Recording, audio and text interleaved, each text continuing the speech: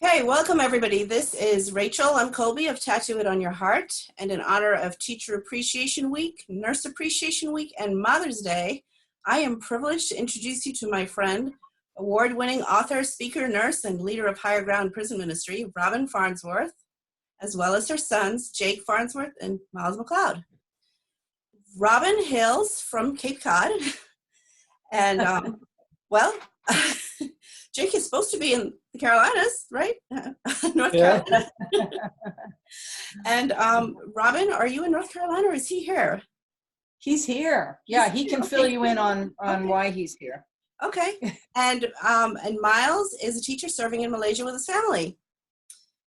So I'm hoping you guys will, I believe you have a lot to share that will encourage others. And I also, part of the goal is to have other people know how best to minister and encourage to people in your professions. All right. So. Sounds good. Why are you here? Why are you here? You want to start, Jake? Okay. Yeah, in my hospital in North Carolina, and I think much of the South, the coronavirus infection is just not, there's not as much prevalence and incidence of the disease in comparison to larger cities in the Northeast, such as New York and Boston areas. So there was actually less work and hospitalizations where I'm at. And of course, areas like Boston needed a lot of help in response to the influx of and the burden on the hospitals from the patients. And so I took a temporary travel assignment here to work in a hospital in Boston for a couple months. Okay, so while some are trembling in fear and hiding, you have run toward the crisis. Thank you for your bravery. Okay, Jake and Robin, why did you decide to become a nurse? And was your mom influential in that? I became a nurse first. Right, so she needs to start. I was inspired. I was a late bloomer. I was inspired after my father died from cancer when I was young. I was inspired actually by a nurse I met after that. And so I really had no inclination or desire to be a nurse until I was close to 30. I graduated nursing school when I was 34, and I gave my life to Christ when I was 31. So everything was kind of evolving at the same time, and I really believe that it was a God-ordained thing. It's always been a good fit for me. I always say I just love taking care of sick people. It's something that I feel I'm good at, and yeah, it's just a God thing. It's like, when you're where he wants you to be. So it's been 30 years and I still love it. And you, Jake? Yeah, I mean, I would say that I went into nursing school right out of high school, and I would definitely say I was influenced by my mom, obviously. I mean, just growing up with that influence and just understanding that pathway as a career choice. I did that. I did seek counsel, at a young age, even from my pastor, Pastor Sispansky in North Carolina, and he was, on board with it, and it just seemed like a logical choice at the time, and the door also opened for me at that age and at that time. It just seemed a lot of doors open to make it possible, where at the little community college where I originally attended nursing school. And I think, much like my mom said, I've been doing it for eight years now, and that I think it's still developing. I'm coming into it as more of a calling. And I'm just realizing this more now, the longer I do it. And kind of like she said, the same feeling, it's just where I feel comfortable now is right in the middle of that. It's just where I found where, God helps in being able to do that. Yeah. Miles, you and your mom are both gifted writers. And so was your mom's creativity influential in you becoming a teacher? Why did you become a teacher? I honestly don't really know. I never grew up wanting to be a teacher, and if you asked any of my middle school teachers, especially, what they thought I would grow up to be, I think teacher would have been the last thing on that list. So there's irony in me becoming a teacher, and so I think my mom was influential in instilling in me a love of language. I mean, reading was more than encouraged; it was forced without a TV growing up, and so I Good learned to mom. love to read at a young age. And when we were growing up, my mom wasn't doing much writing. She didn't have time to write when she had 2-3 boys to look after. So it wasn't like I would watch her, by the dim table light at night writing away, and I grew inspired. It was nothing like that. And honestly, I wish there was some cool story about why I became a teacher, but I think it was kind of like my mom in that God created me to teach, and I never knew it growing up. And then I kind of just, God opened doors without me knowing what was going on, and I just ended up being a teacher. And I actually went into university as a finance major. Like most 18-year-olds, my dream was to make lots of money and, drive fancy cars and have a beautiful wife and stuff. And my calculus book got stolen, so I had to drop my calculus class my freshman year. I stumbled upon a great English professor. I transferred universities after my first year, and then they made me declare a major. And I think you were there, Mom, when I had to do that. It was I had like 10 seconds to declare my new major. I was standing in front of a desk, and I go, maybe I'll try teaching. Yeah. And that was pretty much it. And then pretty soon into that journey, I realized that, and again, I didn't know it was a God calling, but I just said, wow, yeah, I'm pretty good at this, and I really like this. And so it's pretty cool when that happens, when your career aligns with God's purposes and gifts and things, and it your life kind of comes together, and yeah, when you're living a purposeful life using God's gifts, it's a pretty rewarding life. And so I'm more lucky that I became a teacher than any like cool story or inspirational story. Well, you got the beautiful wife anyway, not the money. I did, yeah. God blessed me with that. Yeah, the money part, not so much, but got half of it. Yeah. There's more than one way to be rich. That's right. I build my treasure in heaven. So, and you won the Teacher of the Year in what state and what year? I won Teacher of the Year awards in was it like 4 years ago, 2016 maybe, I think. And I won it for my county, which was Wake County, North Carolina. And then I won it for like the next step up was like region or something like that. And then the finals was the state, and I lost out in the state. So I was not North Carolina's Teacher of the Year, but I was. I honestly forget yeah, I don't know.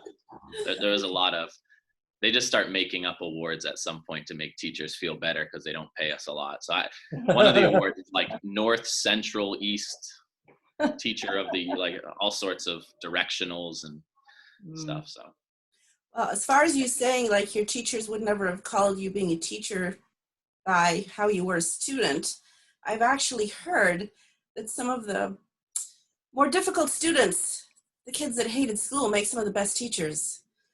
Because, you're more and it's true. Teachers either become teachers because they love their subject or they love people. and the ones that last are the ones that love people, I've realized. And so Amen. I'm an English teacher, but I really don't love English. I actually teach a few different subjects now, which I like doing. I don't mind English. I mean, it's great, but God has put me on this earth to teach, not to teach English. And so I happen to be paid to teach English now at a pretty cool school that doubles as a ministry opportunity. But yeah, I love teaching. I love people. And certainly it allows me to, my past allows me to connect with a very wide range of students, from those that are often left out and forgotten to those that excel. So. Okay, well, you brought that up, so I'll just let you take that from there. You said your past allows you to connect. What is that past? What brought you to where you were faith-wise and connect? Yeah, so again, God, it's cool. I think, Mom, you gave me the book years ago, the Ravi Zacharias book. I can never remember titles, but the Grand Weaver, is that what it was called? Oh, yeah. Yep, the Yeah. Grand Weaver, I'm pretty sure. Right. Yeah. And so the idea is, he uses this analogy at the beginning of the book, is that when you go into these carpet making shops in Pakistan, and you have this kind of father and son working furiously on building a carpet, and it looks like just complete chaos with all these strings and everything going everywhere. And it's not until you turn the carpet over that it reveals this kind of beautiful piece of art. And so, and it's similar to my life and anyone's life, right? The analogy fits with most people's lives, but you don't usually see God working in the midst of tragedy, right? You're just trying to stay afloat in turmoil, and life is hectic and crazy. Even without tragedy, it's a mess. Life is always a mess, but God is faithful. And so, growing up, one of the cool things about my life, I think, that God was really preparing me for ministry opportunities, was that I lived a full life by like 22 in some ways. I mean, I was the youngest child most of my life, and then I became the oldest child. And when Spencer passed away, I was the middle child for a huge part of my life. I was Oh, I never thought of that. very poor for part of my life, and I know very well the kind of middle class life too that a lot of people enjoy. I was awful at school at times and the troublemaker, and I was awarded for different gifts in school, so I got to feel kind of how both of those students are treated in a classroom setting. I've dealt with great tragedies and great triumphs, and all of that by a young age, and culturally too. I mean, we grew up around a lot of different cultures. We had people living in our house,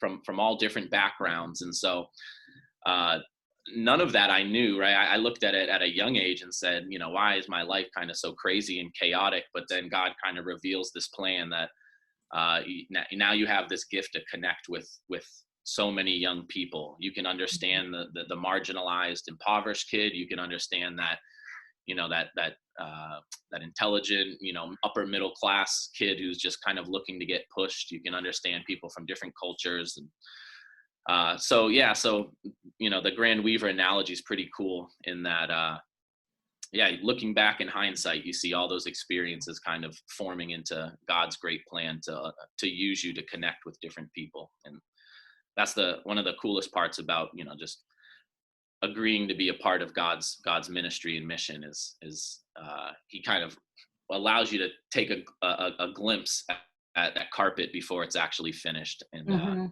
and the whole thing won't be revealed until we get to heaven. But even those glimpses are pretty neat to see how God is using your life and others around you. Yeah. Okay. I'm going to hop back over to the United States for a minute here. Robin and Jake, what is your favorite thing and the most challenging thing about being a nurse?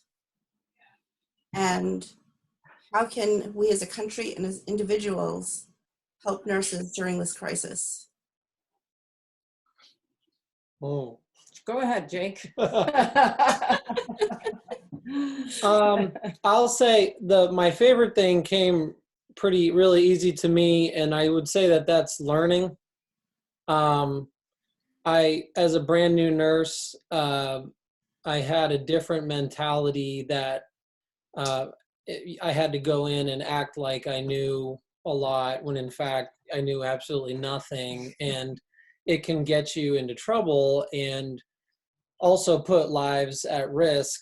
Every day we do, not every patient encounter is life or death, but we definitely do things every day that affect, that can either promote health or can harm someone. And our first oath is to do no harm. So to be a prideful person can actually harm somebody. And so what I learned early on is to just keep asking questions.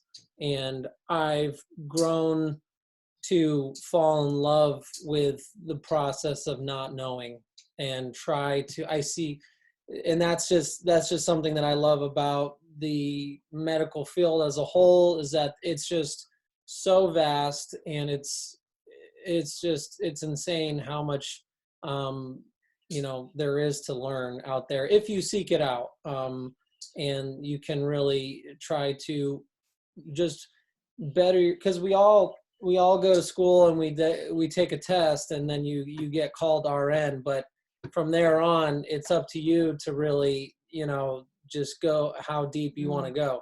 And so I love to show up to work every day and try to learn something new, to better myself and to become a better nurse and a better clinician for patients. Yeah. And what's your least favorite thing? Oh, I don't know. 12-hour shifts. I don't know. That's kind of how it's all designed now. Yeah. Mostly. Yeah. So I don't know. No. And the COVID. What was your question, Rachel, about the COVID crisis? Well, is there well, anything you'd like to say about COVID? Like, how can we help you during this crisis as nurses? How can we help nurses? Is there anything we can do? Is anything our country could do to help you during this COVID crisis and afterward as nurses? What would you like to see? I think really, the support has been really great. And, as an old nurse that's been doing it a long time, I feel part of me says, well, I've been taking care of, I became a nurse during the AIDS crisis, the HIV, when nobody even understood really what it was or how you caught it. And there was kind of the same fear, panic. Oh my gosh, I remember wearing something that looked like a hazmat suit into a patient's room. Now we know that, it's blood to blood. It's not, we understand it now, but then we didn't. And I see a lot of that with the COVID. I see a lot of fear, unnecessary panic, anxiety. My heart really goes out to places like New York City. I have a brother who is in administration in a huge inner city hospital, and that's been really rough. Boston is certainly getting hit now. The Cape, really not so much. The biggest change really was just preparing for what could come, and really hasn't, thank God. It really hasn't been anything unmanageable.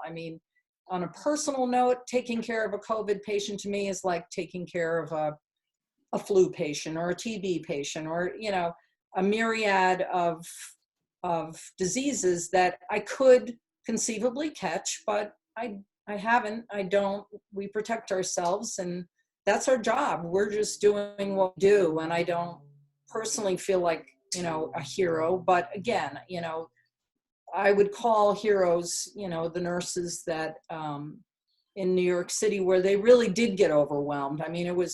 That was an overwhelming, like a tidal wave that they got hit by. So that's a different scenario, but it's calming down, and people need to be not so scared. They really do. But well, that was what I was going to ask you, if you have any advice, to comfort people as they weather the coronavirus. So I think you've done that. Yeah, don't you think, Jake? It's manageable what's happening. Yeah, one there's a different, I've told coworkers and family members that have been concerned, or anyone who's just doesn't, maybe fully understand it. There's a difference between being at, and this is for any infectious disease, there's a difference between being at risk and being exposed. And so, like my mom said, we're at risk of contracting infectious disease probably almost every day that we work, but there's excellent policies and protective equipment that we use and such to make sure that we never get exposed to the risk. And so as long as you can be right in the midst of it and feel completely safe, if you just know what you need to do. You're prepared. You're prepared. Yeah. So that's the key, is preparation. And that's where, unfortunately, some places in the world, have really tragically fallen short, is in the preparation mode. But I think in the North, in this part of the country, we're good. It's Miles, back to Malaysia. We'll bounce around a bit. When you became a teacher, did you envision yourself teaching overseas? And also, was it much of a challenge for you and your wife and kids to adjust to life in Malaysia? So the first part of the question is no. In fact, I'd never left the country when I graduated university. And so I actually graduated in January. It took me 4.5 years to graduate. And there's obviously not many teaching jobs in the middle of a school year open. And so my big idea was kind of, as a graduation present or something like that, was to actually travel for the first time. And I ended up traveling to Ghana right that same January, like a week or two after I graduated from university and finished up my last class. I went there as like a volunteer opportunity. And my plan was to just come back and start my teaching career in the States after a few months. But like a lot of people, I kind of caught the travel bug when I was in Ghana for 3 months and just loved it. And at that time had no family and no kids. And so after coming back from Ghana and spending a summer on Cape, then me and Erin went to Korea for a year and some time, and then back to Ghana for about 9 months, and then back to Korea. So me and Erin spent about the first 5 years of our relationship living out of 2 suitcases each. And the last 1.5 years of that, we had Brooklyn too. And so she grew up in a little studio. Her first 1.5 years was spent in a tiny little studio apartment in Gimpo, South Korea. And so we had done a little bit of the family thing overseas. And we came back to America so that Erin could get her master's degree. And Erin was pregnant with our second child then too. So we figured we'd settle down for a little bit. And we did. We didn't know how long. There was never like a plan in place, but we knew though when we settled down that we loved to travel, and we always kept that door open. And so we had our third child 3 years ago, and just started kind of exploring God's purpose in our life a little bit. We had kind of gotten to that place where a lot of young Christian families, I think you kind of I don't know, you make it, right? You kind of reach the middle class American dream. We had bought a house, we were living comfortably, we weren't struggling anymore. And so you can either, at those times, I think, you can either kind of grow content, which is a really scary thought in the world of being a Christian, or you can kind of strive to find things. And so me and Erin started to kind of go through that striving process around 3 years ago. And we just started talking to some of our pastors at our church. We actually got like licensed to be adopted parents. That was one of our like, hey, God wasn't really telling us, at least we weren't hearing, any like, command, right? Go and do this. So instead of just kind of sitting idly by, we just started feeling and seeing. And so we went down that path to be adoptive parents for a while, but that got closed when we actually got pregnant with Quincy. You're not allowed to adopt. And after the first year of having a baby. So we're like, okay, well that's put on pause for a year and a half now. And so then we started kind of going into the missions ministry a little bit and going to some meetings there and just meeting with different pastors who were involved in missions in our church and stuff like that. And yeah, we really just felt kind of like, oh, this feels right. This feels like God's presence is here, kind of going down that road. And so we just kept kind of praying and going and said, God, if this is, something you don't want, shut the doors. If it's something you do, like we'll just keep kind of going down this path. And things worked out pretty awesome. The chance of us finding jobs at the same exact school in another global city is pretty slim because there's only so many American international schools in each city. And Erin's job is not like a super popular one. She's a high school counselor, and they usually just have one a school. And if it's a good school, they usually keep those jobs for a while. So we happened to find a brand new school that was opening up.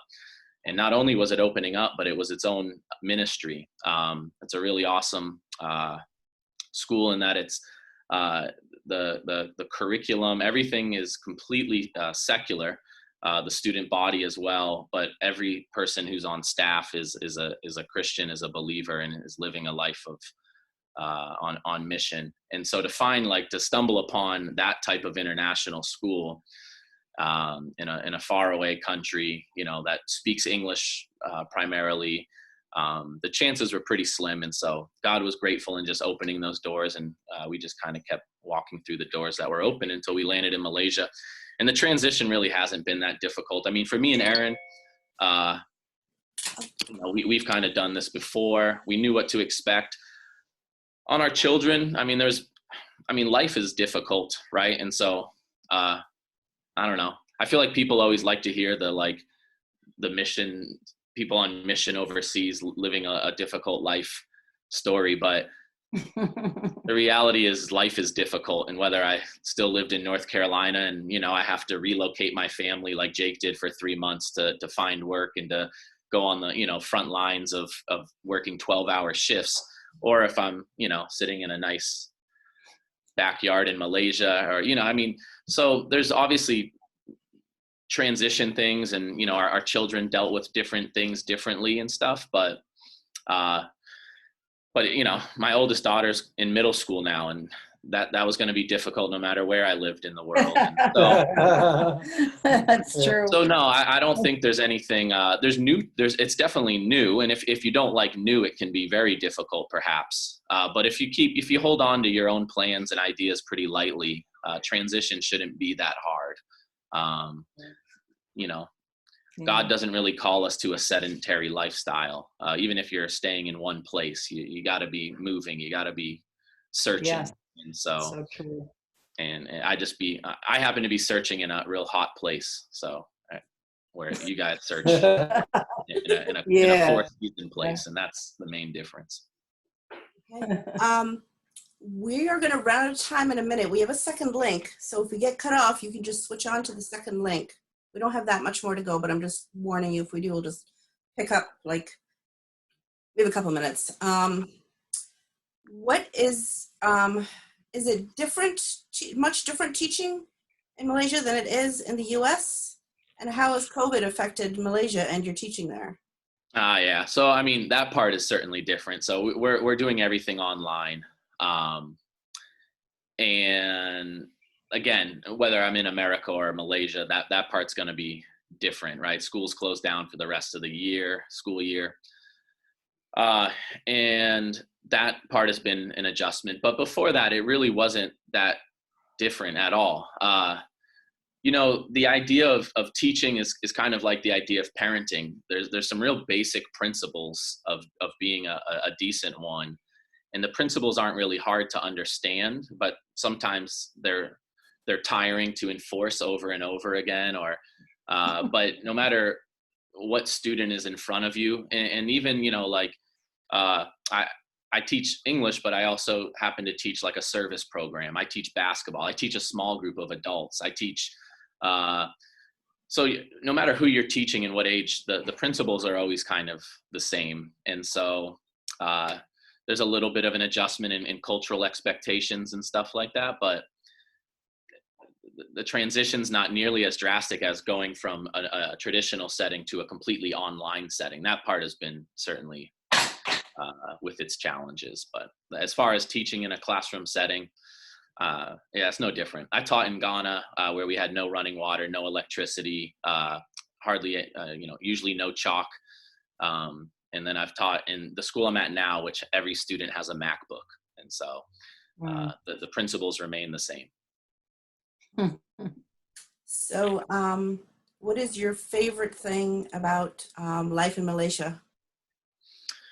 I love Malaysia because, well, a lot of reasons, but my favorite thing is probably just how diverse it is. And what makes it pretty unique, right? America has great diversity, but they've always kind of tried to adopt the melting pot idea, right? Where everyone kind of comes in and eventually you got to be American. And in Malaysia, probably because I don't know, the convergence of cultures happened so long ago. We're talking, Chinese and actually Malays, who the country is named after, actually came like 800 years ago. They're not the indigenous people here. And then the Chinese came 400 years ago, and they kind of started to set. And then the British and the Indian came about 100 years ago. But what ended up happening isn't so much like this merging of cultures, but the Chinese kind of said, no, we're going to live here in this little city, and we're going to live here. And so they kept their own culture, and then now in the last 50 years to 100, you've started to see those cultures overlap and overspill. But it's really neat that it's very common to drive down a city block and see a church right next to a mosque, right next to a giant Hindu shrine, right next to a Buddhist Chinese, and they don't compromise really with each other. And I don't mean that in a negative way. They actually get along great, forced to live together, and stuff. But when I say they don't compromise, like these Hindu shrines would never be built in America because they wouldn't pass building codes. They wouldn't, they're funky looking. And the Hindus show up, full regalia, in their clothes. And again, like in America, it'd be like, okay, you can build a Hindu temple, but you got to make it building code. And you're going to get looked at really funny if you dress that way.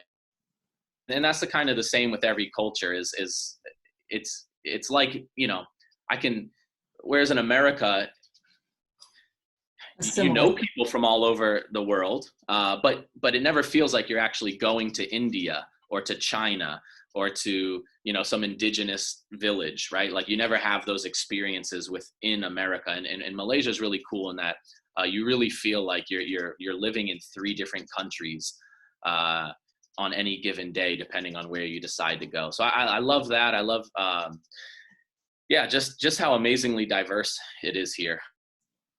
Okay. And how you can keep learning. And if someone who loves to learn, it's you never stop learning about people and cultures here.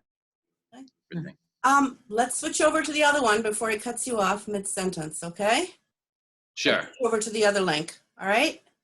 So do we close out of this one? We close out of this, and then you go back into the email and get the new link. Okay.